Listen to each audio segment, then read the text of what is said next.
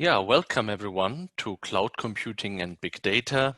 Today we have our short lecture 14 about online social networking and graph databases. Essentially, it's a short lecture that will not go in extreme detail in this interesting topic because which is so broad that we need many different course hours to talk about this, in particular in the light of the fact that many of those are underneath or in one way or another related to graph databases, which is another very large topic which has today even surpassed, I think, really the interest in SQL, NoSQL databases. The very more recent interest in these databases are really these graph databases. And so this is something where we cannot put complete an emphasis on in this course, but it is directly related to handling big data, and it is also directly related to offer those services in the clouds, as we will see. But before we go into the material of short lecture 14, let us a little bit review what we had the last time when we talked about in lecture 13 about OpenStack, the cloud operating system. So OpenStack was an interesting lecture because we shift the view. During the course we had here together, we always were thinking about the Amazon Web Services. We were using services from MS Azure. We were using the Google Colab or the Google Cloud Platform. But this now with OpenStack gives us the opportunity of a little bit shifting the view. So now the question is, what's it like when you want to build your own cloud? So what's when there's, let's say, compute resources, storage resources, and of course some cables, some networking, but you need to fix that all together in order to provide your own private cloud, maybe in a company. You need some dashboard to see the statistics, to see the online monitoring of a lot of services you want to offer for that company, so that you always are well informed if the services are really running.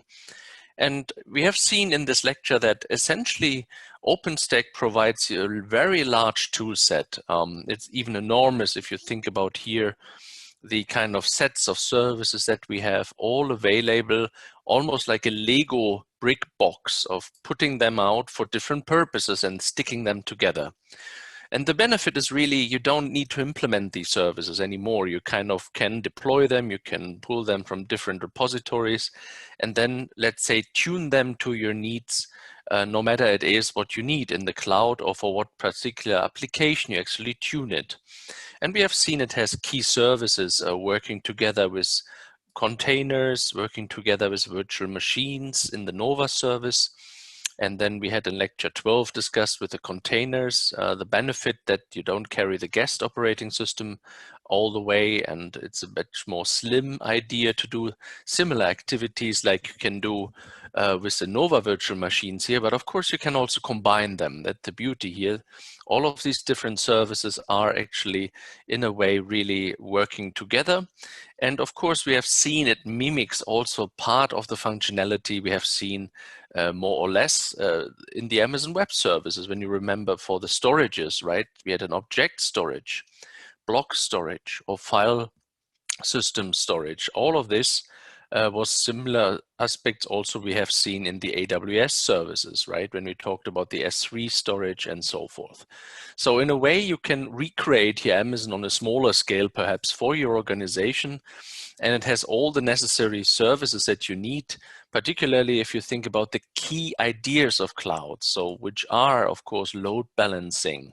We discussed a lot about the scalability, which is a key element of the cloud, being able to orchestrate your services in a manner that you see here, for instance, with Heat or Zenlin, to perform auto-scaling basically without always looking at it. So this is an important key. We don't want to have administrators always sitting just in front of the dashboard waiting for the load to go up and down. You need to automate a bit the process. And a very good example we had in the last lecture was this Blizzard Entertainment. So the gaming industry was having lots of different millions, billions partly of game servers and users around. And of course, they have exactly those problems. They never know exactly when people will play. So they need some scaling up and scaling down, but of course you don't want to waste, let's say, administrators' time of just sitting in front of a dashboard and waiting until something happens. So for this purpose, OpenStack provides several services. We had last time an example here when we have seen that essentially the load goes up and goes up and goes up until it reaches a maximum. And you have certain thresholds where you then try to start the process of deploying more computing power. And in this particular example, of course, here we think about we need another game server maybe that should be basically connected to this auto-scaling feature once we really observe a really peak in usage, so that we actually can then scale up. And the minute it really drops significantly again, for whatever reason, we also want to maybe get rid of this game server again, because if it's not really used to a full extent, it just blocks resources that we could otherwise use maybe for another game. And the service we have seen for that was essentially the Zenlin service, which provides this orchestration of looking on this auto-scaling. And when you have essentially here the game cluster, and which always is, observing the load of these two game servers, you can think about, okay, there's a big load coming. I really need to scale up. And by always monitoring constantly over this, we are able to really then inform essentially the Zenlin server to create a new game server. And you would, of course, think about this could be a VM where the game server is in. So we would use the Nova system here from the OpenStack, also in combination with Zenlin, to deploy a VM, which then acts as another game server. Of course, these game servers are then prepared with images for the particular need in this Blizzard Entertainment use case, which was, I think, the game Overwatch. But of course, this is a general strategy how you can do it.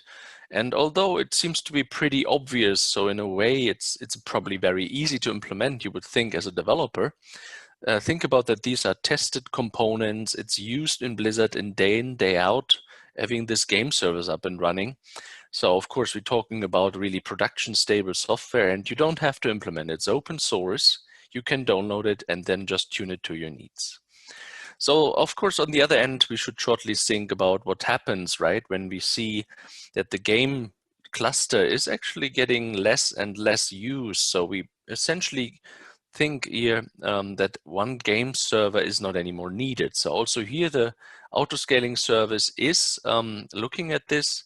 It's a bit related to the lifecycle management. So that's why there's another system in the orchestration from OpenStack involved called Sakar, which a little bit checks the life cycles of services, and then is related to the fact that we here want to essentially kill that friendly, let's say it this way.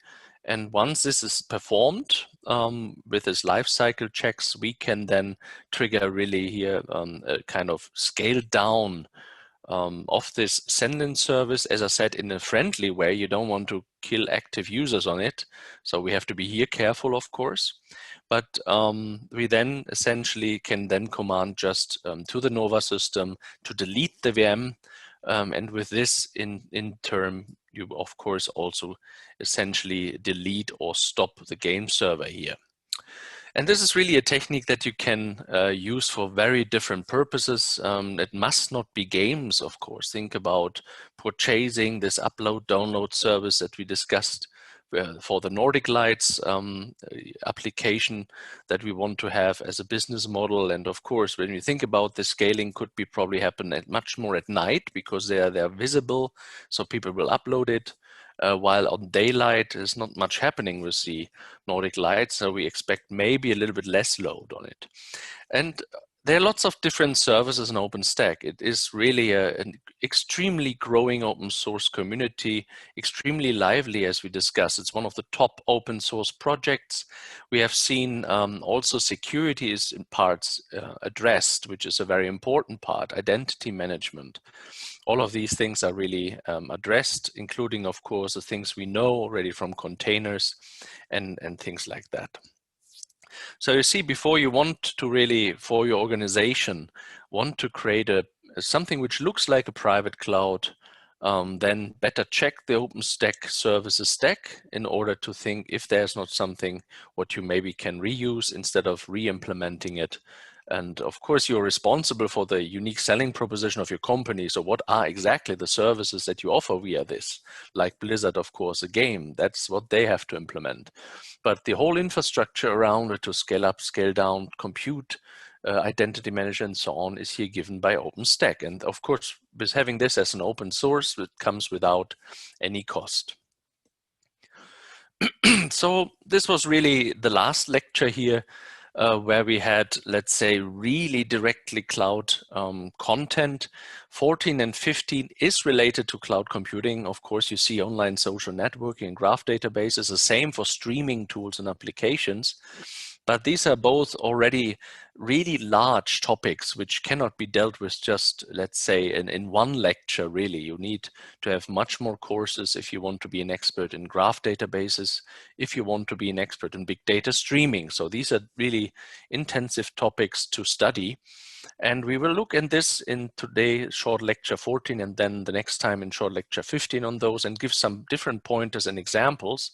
But here's really the message. You need to study there much more to actually understand all the benefits and all the advantages.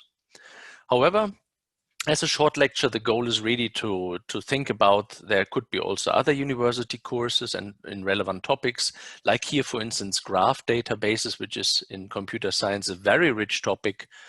Things we use here just with social graph traversal or all the graph theory, which offers enormous, let's say, performance improvements here and there to really model data as graph as opposed to maybe tables or matrices, which really require much more tutorials and courses. And the same goes for some of the aspects we allude here with social media marketing. There's a whole business around this, search engine optimization, SEO. All of this is, of course, something what a course like this not really can teach, but it's directly related to cloud computing. That's why at least we make the connection. And essentially, you have then lots of pointers, materials to really perform research on your own in these areas, or consider maybe another course in a university or perhaps at Coursera or so. So the topic then is to have in the short lecture really a view on this online social networking and why it's directly related to graph databases. What are the benefits there? We will see that it's incredible sources of big data today. Facebook is just one example of those. You have seen basically content delivery networks like Netflix, which are very similar, growing, or of course, all the idea around Twitter or Instagram. There's really a big hype of usage in Instagram these days. So these are really creating pictures day by day, videos day by day, content day by day. And content is very important because content is something where you can do advertising, what you can promote, where you can earn money with. So there's a huge area in this, let's say, social media marketing, which is around content. Because if you have high quality content, people would like to look at it. When people look at it, they would have advertising options where you can earn money if you provided this high quality content. And we look a little bit behind the scenes. So what is online social networking? What are the 6 key functionalities? And give, of course, some examples with Twitter, for example. But then quickly we'll learn, in order to provide a high performance in these tools, you need a very good social graph traversal. And for this, you need a data structure which is able to provide you this. Meaning we talk a little bit about architectures, because it should not be part of this lecture to say, everything is now a graph database, right? So that also doesn't make sense. Still, SQL databases and NoSQL, as we learned in one of the previous lectures, have still their valid usage in all different applications. But here we shed light on that architectures may be built around different types of databases, where we have seen HBases used by Facebook, but also the Tau graph databases used by Facebook. We look a little bit around like what you can do if you want to work with graph databases. There's a Graphx library from Spark that we already alluded to. You can simply use it with MS Azure. There's the AWS Neptune service. And we look a little bit about then towards the end of this course, more on the usage of this. We have these days jobs which are called influencers, right? In marketing, we talk a little bit about this and how you can actually make a business out of this. What is a business model which is really underneath the online social networking, underneath the social media, the influencers? It's by far Facebook ads, Google AdSense, all these technologies we shortly will discuss.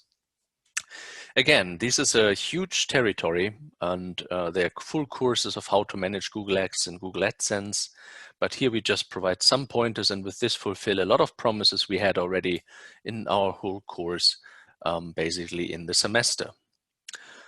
So let's start with the online social networking. It's really a source for big data. I think by now everybody is somewhere in some open social network listed. You are part of YouTube. You use LinkedIn for job and looking at job offers. Maybe you use Pinterest, Twitter. You use Facebook to connect your friends, and all of them have these ingredients of volume, lots of content, data. These days, more and more videos are even shared, which means in turn, even more volume of data. But then when you think about the events, as a high profile events, a soccer game, then you experience a velocity, right? So then suddenly everybody likes and things go really viral, partly, as it is called in this community, of being really with an incredibly velocity creating content. And then when, let's say, the soccer game or the other event is over, then the velocity is actually reduced to normal pace. So this happens incredibly often. And basically, I've seen also lots of variety in all of the different aspects that you see. You think about YouTube, of course, this is mostly about videos. Then you have other areas in Twitter where this is much more about having very short texts, maybe one image or so that really points to one interesting thing. So it's much more messaging style if you want, on a very high frequency, but very, let's say, dense information, only 300 characters allowed or so. So all have their unique selling proposition of these services. That's why we use them. And of course, you see here below from Crossing, and there's much more Google Plus that we will also not really talk about, which are essentially the same style of creating data in a very unstructured fashion. You see that here a little bit in this illustration. So when you think about tables, in the past, which was more like a matrix or a table that is properly filled. Everybody has a name, everybody has a picture, everybody has this. It's an equal kind of filling of a table. Here we see a really unhomogeneous growth in this direction or that direction, and it's mostly driven by popularity, is driven by this advertising business. Of course, you can change here in their directions by paying money for having ads so that people like this or that profile page, while another one is actually spending no money and then, of course, has not so much likes. And with the likes come comments, with comments come text comments, and you see more and more content. And this is an interesting fact. I think I don't need to talk much more about it. Just the number of users already gives you here an impact and an importance of all of these. And these are even not the, let's say, up-to-date numbers. You will see this is growing at an incredible pace, with Facebook being probably #1 and YouTube really also a very strong growth in terms of videos that are uploaded. And so a very interesting topic for big data.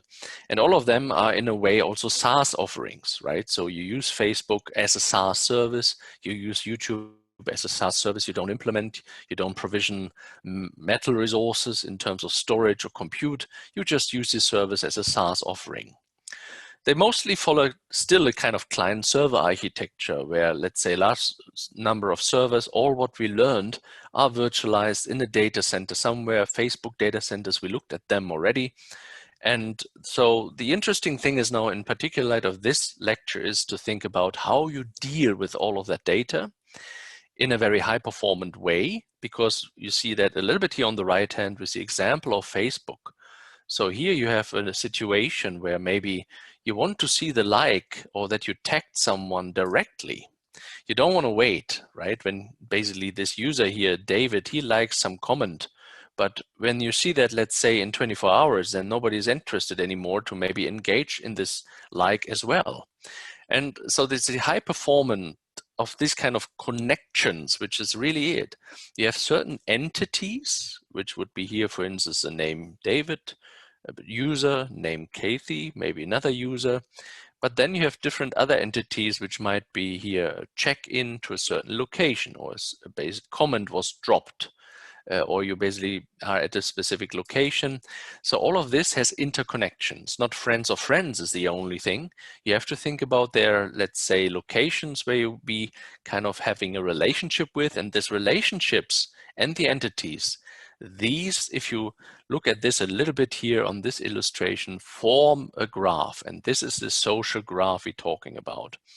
And this is, of course, enormous complexity. It is grown in a very unhomogeneous way. Nobody tells you who you would like as friend or not. So you steer that, or others steer that for their profile. So that doesn't mean the guy on next door has 5,000 Facebook friends while you have maybe just 50. So you see, that's quite a challenge for companies like YouTube, Facebook, Twitter to really cope with all of that data. And to bring a little bit structure in that, while it is still unstructured, the idea is really to think about entities and relationships. That's the two things you would have. There are certain nodes that could be individuals or entities like an organization, the University of Iceland, and Facebook as a profile. So these are nodes, but of course, do you like the University of Iceland in Facebook or Twitter? Then you have a relationship with it. So your node is connected to this. And I think before talking too much now on the basics, you will directly see this is a graph. And in computer science, graphs always played already a very interesting role. And they always show very good high performance. And that's why many of the on the online social networks are these days also thinking about or having adopted already graph databases. And the relationships could be many. You see here some examples, not only friendship, of course, it's a like or dislike of relationships. It could be religious beliefs, knowledge, check-ins, everything, common interests we have seen that basically have some relationship to you or others. And with this kind of spanning this graph is this many interconnection that is basically shown here a little bit in this high profile graphic over there. And then to use high performance computing, to use cloud computing resources with it, to traverse it, to look up information, to store information, and then retrieve it very quickly. Because when you scroll in Facebook, you want to see what's happening. You don't want to wait and say, please come back in 20 minutes. Now we're actually searching the information that was put in 1 hour ago. So you see that systems wouldn't work if it would be so low latency. So we really want to have such a latency. So we want to have, of course, a very high performance here. So then when we look on Facebook, I think by now everybody has probably already an account from you as students. However, think about in security, you give away your data, right? So that's why you probably can sign up for free. You think, okay, that's a stupid service. They don't earn anything with me. But think about that this company has a much more larger idea how they make money. They think of you as data provider, as a user of this. They use your data to work with, your personality. And one good idea is to connect this now basically with this advertising, to realize that, you know, basically by enrolling to Facebook, you don't pay anything, but you give your data. That is also what you basically have to subscribe to if you enroll. And of course, if still people doing, you know, interesting things to not really confirm really their name on it, it still gives several insights about people, where they are, the location they have, the pictures they publish, even if there's not a real name you see here. Particularly what my experience is in Germany, I have many friends that go with certain strange names in this Facebook because they kind of, you know, still having a little bit, you know, are afraid of giving away their private data to this company, what it is really. It's not a government organization. Facebook is a company, and it can do, of course, lots of interesting things with your data. So some people really have, again, a very good meaning of security.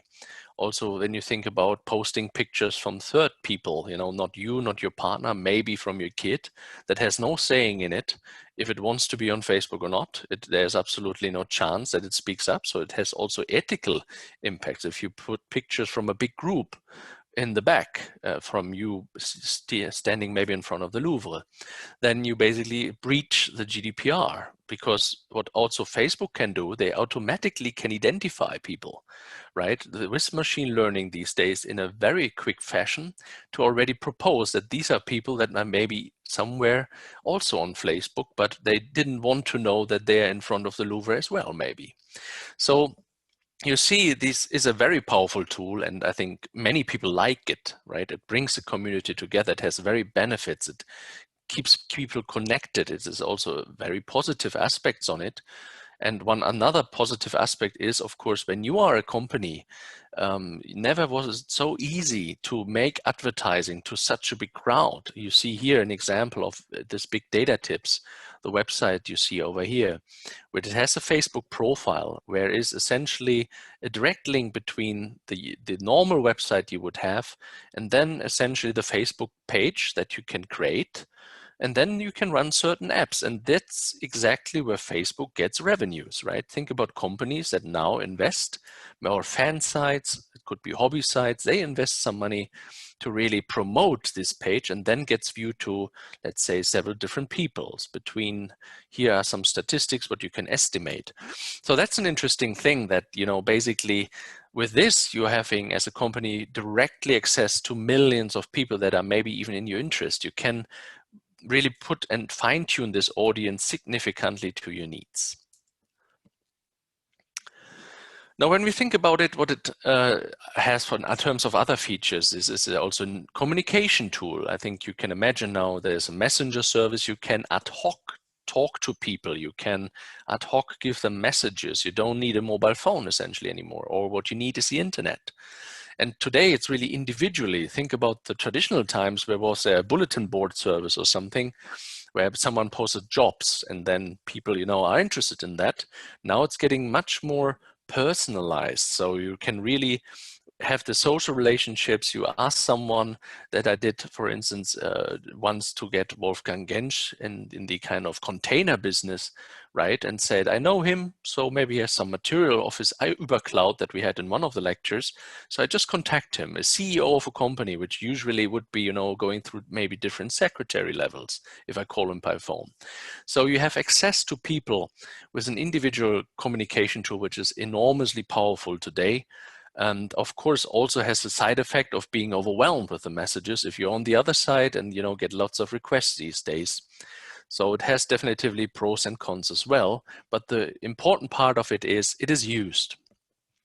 And it is used, that's what you see in the growth of profiles, that you see in the growth of Facebook at large. You see more and more profile pages, more and more users. All of them have some way of social graph traversal. So you want to know what your friends is liking, or basically recursive access, really, the friend of friend. You see some posts, right, where he commented on. You see interesting events happening. Basically also organizations have a much more transparent view what's happening actually at the university here, for example. And all is based on this interesting graph databases that we have here. We talked already about the communication tool. Think about now as a marketing tool. You can reach as an organization unbelievable many people, but also as academic organization, of course, can invite people to events and so on. You have lots of shared information, which you in previous time maybe had to print or put somewhere downtown in large you know, posters. Now you have videos, you have lively pictures that you can put there. It's an enormous, incredible increase of information that you can share.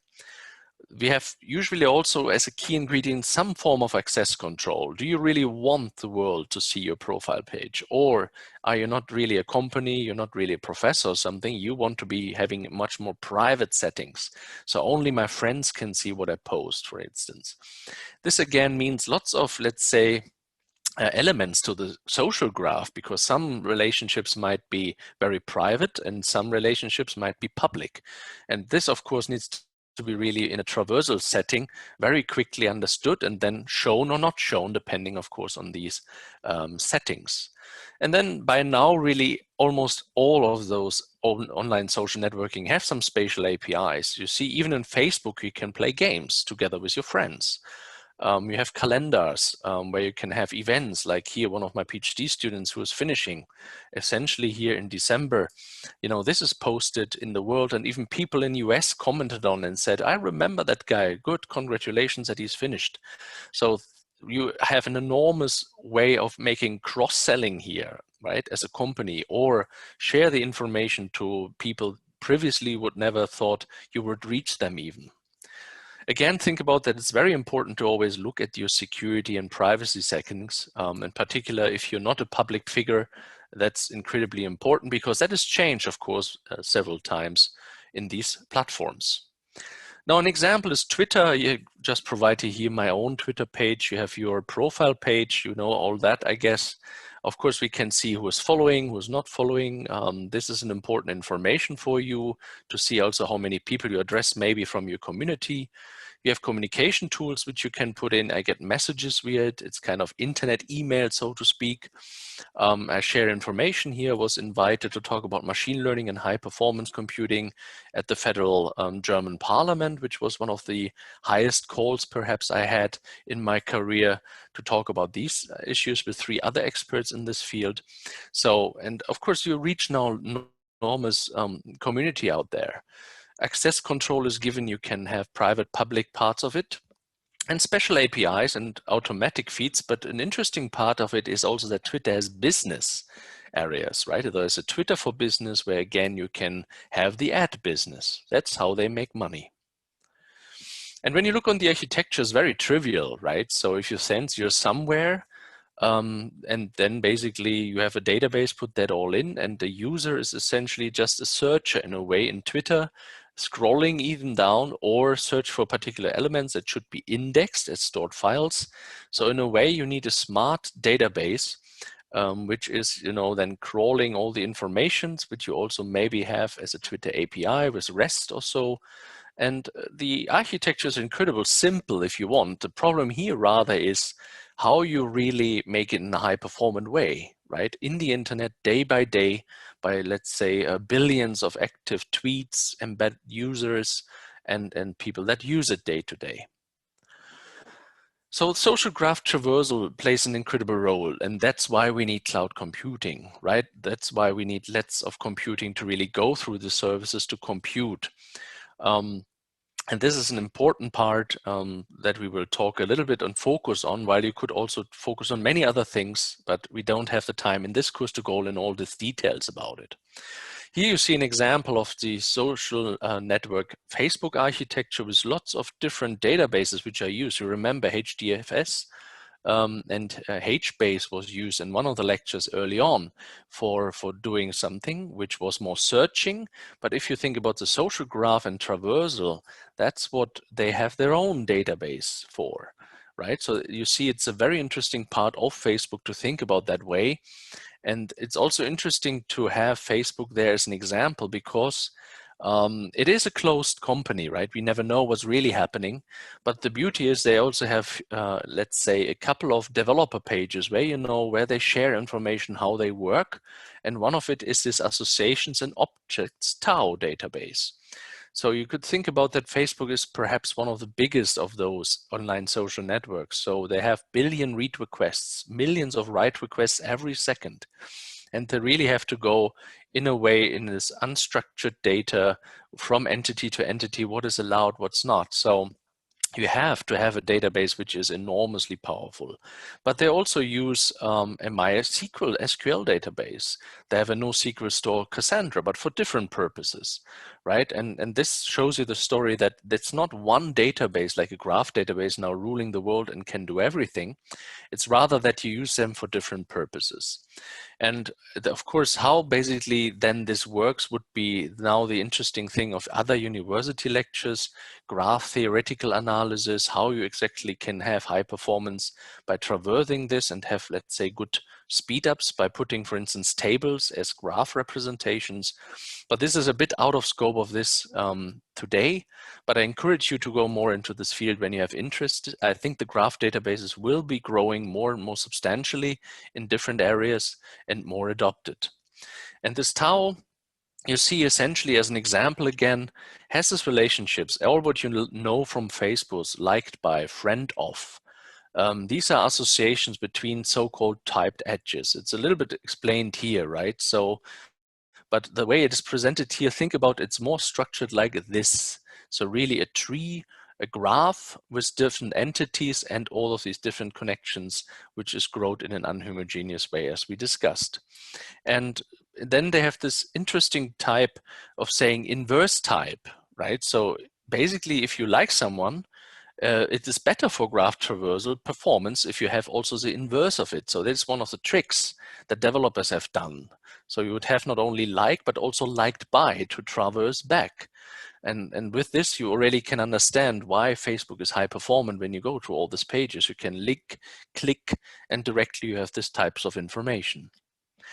Now, when you want to do this your own, we already talked about this in several lectures, so I cannot go again to the details. You remember we had the one lecture with Apache Spark. We talked about the Graphx, which is part of it, part of the package. And we had one example where it was about the ranking of web pages, which was not basically very much the same as the online social networking, but of course a similar graph structure. And so you cannot just use the Apache Spark Graphx library that is already basically in all the different tools we already have looked in this course. We used HDA Insight, of course, with logistic regression at the beginning of the course in Spark using the machine learning library, but nothing prevents you from setting up again the MS Azure HDA Insight service with Spark and then use a Graphx engine. And then you can have all the power of graphs essentially via this interesting HDA Insight service. We have used Amazon services. Also there we learned that Spark is actually available at their service portfolio via the Elastic MapReduce program. So also there you can just use this Elastic MapReduce, use Spark again as we did before, and then of course think about a little bit that we now use just another library instead of the machine learning library here. You see it has also links to different other services, Kinesis for streaming data and so forth. That's something what we will allude to in the next lecture 15. Now, interesting enough, Amazon has also a very specific database for graphs, for graph databases. This is called Neptune. And essentially, you see that a little bit here. You can have data from an S3 storage. You put that in a graph representation in this Amazon Neptune, and then can have interesting queries to this graph, right? In order to perform these graph traversals we already discussed, and to do it in a very high performant way with just milliseconds of latency. And you see it's used by even Netflix and others you probably also know, but I found it interesting to mention Netflix here. And it gives me also the possibility to talk about two very incredible important graph structures, if you will, or usage of graphs. And one is the knowledge graph and one is the identity graph. And for both, you can use Neptune on it. So let's go a little bit in detail to really understand the difference between knowledge graphs and identity graphs. Of course, the principal graph theory applies to both, right? You have entities and relationships. But an identity graph is much more used in customer analysis. So you want to really have a 360% unified view of that. The prospects, what you want to sell, maybe the interactions with products, specific parts of the website.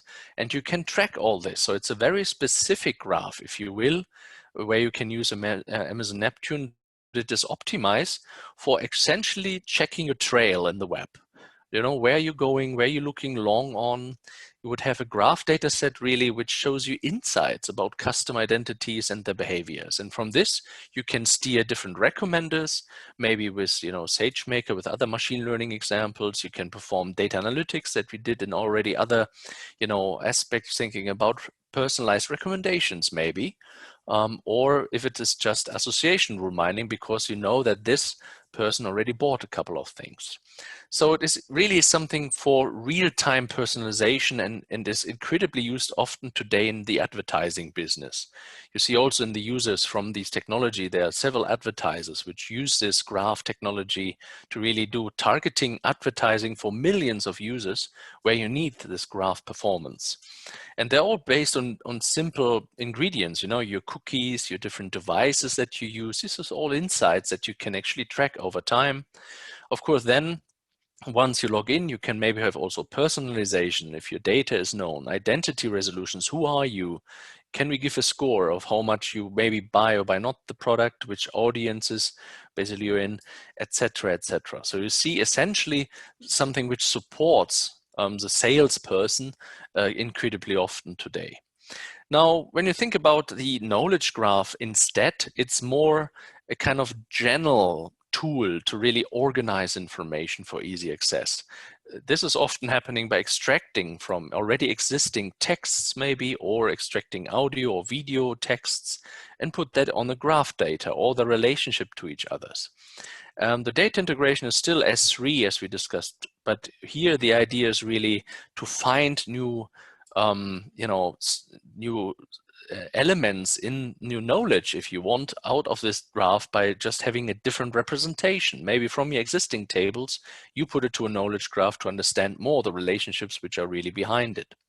And you see here the knowledge graph from Siemens, just as an example. When you go to this website, it's also interesting that those companies work with these tools daily. So towards the end of the course, I would like to also give you one motivation why these companies always offer you to have free access, of course. They have a return of investment via advertising. And this is a huge business today. There's a very high frequency visit rates on Facebook.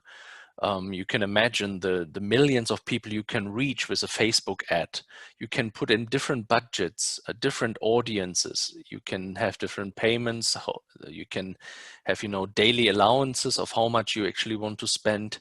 You can characterize to who you show the app, in which locations you do the ad. And basically can just with 1 or 2 clicks already start the promotion without creating any promotion material, just the content that you have already. And with this, you have, let's say, loyalty. You can be connected on Facebook. So you have, something where you can maybe come back in 5 days or 10 days and say, did you like our product? Virtual growth, you see, with making this more and more, you get more and more followers, much more likes. And with this, automatically have more reach, right? And this gives now really lots of different business models, the ad revenue subscriptions. You have seen the influencers these days in the internet, right, which make essentially nothing else than just going to a high profile hotel, sleep there a couple of nights for free because they have 1 million followers, and put that basically for the hotel then in social media and gets visible incredibly often. And through this, the hotel has an indirect revenue of getting known through the influencer. And this is even today done in retail shopping. So you put retail shop there, and then a couple of influencers that tweet heavily one day about the shop, and the shop is known, although it's a very much small branch market maybe. So this works incredibly today. And more people consider this, in fact, as a job opportunity, while I still, as a university professor, would basically give you the recommendation, still study, right? Don't potter off in the Caribbean and just do hotels and, try to become an influencer, because chances are that you also don't get so quickly millions of followers. So that takes time, and that is a drawback of this. But you have incredible tools that support you in Google Ads.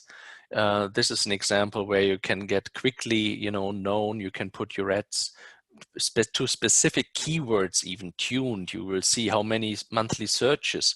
So you can optimize your ads towards what is really searched for in Google. You see that is a very smart strategy, because we use a Google search engine every day. So they have this data and know exactly what you basically have to can basically assume for it, or what people also may be searching about, not only big data, but also volume in big data and so on. So you have a really huge portfolio of tools which support you in this advertising business. Here, a couple of more examples. I don't go into detail. You have videos, right? YouTube already gave you here the opportunity to put in, revenue streams. In a sense, however, this monetization really is just working when you have already, let's say, 1,000 subscribers or 4,000 public watch hours. So you see, again, it's not that simple to become an influencer that just earns money with them, let's say, this kind of marketing and ads. The same is true if you do, for instance, AdSense. You can have your own website like Big Data Tips here and put the advertising in. But you see the earnings are also dropping in, not as you would assume in the millions, right? So this is something which takes time. You need more and more people using the website, clicking on these different ads in order to get revenue streams. But of course you can, when you have high profile content and actually have, let's say, 5 posts per day, then make a difference and really can earn some decent money, which might be not your top job, but could be a side job, right? Or something like this. If your hobby is something which you want to post about every day and you want a little bit make money on the side, there is a possibility to do so, but it depends usually on high quality content. And think about that, of course, Google is reviewing your ads. It's not that you can just simply put them there. And they will also look a little bit on the quality of your website, what type it is of topics you publish there. Another example is then the different usage in different communities. You see here by large communication, that's where it's often used for. You see here different data from 2016, where basically how many billions of users you have. Of course, they all have a different community interests. And I think LinkedIn is a very good example where you can hear the job market, let them know that you're open to work. For instance, in your profile picture, you have very good professional contacts directly at your disposal. You can have instant messaging, talking to CEOs of companies, and some of them really react. On the other hand of the scale, you have maybe ResearchGate as a complete academic way of, structuring information, having papers, something which only the academics are really maybe interested in. But then what we're interested in as academics is someone reading those? Is someone citing those, and so on? And we were really having achievements here when we see that one of our papers has, for instance, 10 citations. So you see, it's a very similar concept, and here we're connected now with many different other researchers in the world. So another form of online social networking, but social among the academics.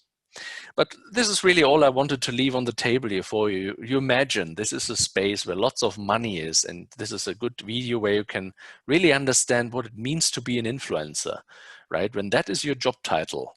And I encourage you to look at the video, and it's definitely a new interesting business model, which offers lots of possibilities, but also, of course, be careful just to jump on that, because there are lots of traps, and not everybody who wanted to be an influencer is really now an influencer today. So we stop here and we'll continue then with another very large topic when we talk about data streaming services in the cloud next time.